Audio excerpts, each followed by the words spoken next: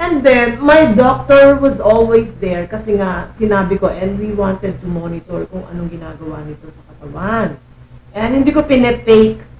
At some point, yung blood pressure ko is bumalik sa 100/70. Nag-normalize. That was my blood pressure nung bata pa ako, nung bago pa ako nanganak. When I was very healthy. So sabi ko, ay maganda to. So ngayon, actually, pababa siya. So sabi ng doktor, tanggalin mo na yung statin mo na panggabi.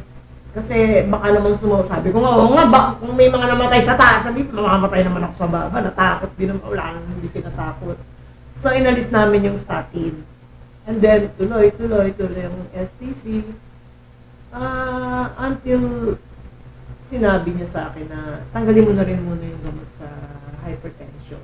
Let's see kung ano. So trial kami, kasi sabi niya, pag tumaas ulit yan ng more than ganyan, ibabalik natin. And for life ka na iinom, you have to promise it. Sabi ko, fine, sige. Ramdam ko naman di pag tumaas, iinom ako agad. And hindi siya bumalik. It stayed doon sa level na yun. Normality. Oo, nag-stay siya sa level na yun. Tapos, alam mo naman itong ating kaibigang virus na parang rambutan. Yung anak ko galit na galit sa akin yan. Pag merong magkakasakit, tatawagan ako. Alam niya, ako yung matanda. Ako yung may hypertension. Ako yung may ganyan. Nasaan ka? Ganyan. Anyway, nung dumating yung point na everybody was sick, I was the only one dancing. So ako ngayon yung taga-bili ng antibiotics sa Mercury. Kasi wala akong sakit eh. And I should say na baka nakuha ko rin kasi nakaranas din naman ako nung wala akong maamoy. But ganito ako. So, kasi ang ikakatakot mo lang naman yung symptoms eh.